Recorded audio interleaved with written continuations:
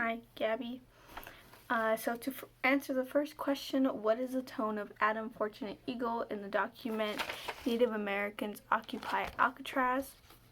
I think his tone is to sound informative, as in this is what happened. Here are the events that happened, and this is what they did in order to take back that land or to stay there and have a protest about it. He was just explaining what happened during the siege. So I think, and what they wanted the island to become. So I think his tone was more informative and more informative, but also what's the word, like inspirational. I think that's a good word. And so the second part is, what are some of his frustrations with the quality of life on the reservation? Oh, well, there's a bunch. I mean, when they put all these Native Americans in the reservations, they didn't give them any fresh. So there was no fresh water. There was no health care around. So, like no hospitals. There was no schools. So like no real education. There wasn't really even houses per se. They weren't like greatly built structures, and they were just isolated. I mean, that's all you can really say. They were isolated from, I guess, modern society. I mean, they weren't given a lot of these, I guess, amenities like healthcare, education, and so they had to do that all on their own.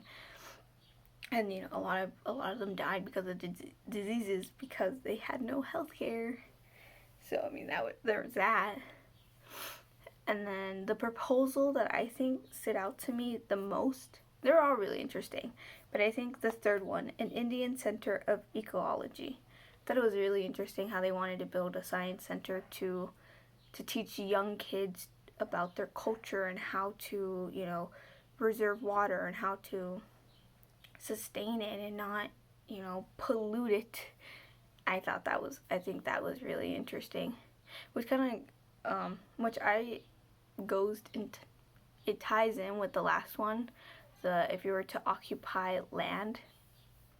I think I would do what they wanted. Like, I mean, if I was to occupy land upon a political agenda, I think my agenda would be to keep that land reserved.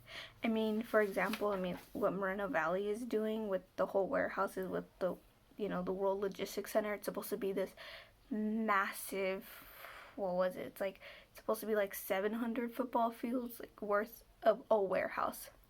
So I think if you take that, like if I were to occupy land there, I think I would just want to not pollute the town, not pollute the air, not pollute the river that it's gonna be by, because I mean they're gonna be by Paris Lake and Mystic Lake, and I would want that land to be secured, taken care of, because there's so many animals living there. There's trees, vegetations, water resource, and I think I would want to occupy that land in order to keep it safe and preserve it for something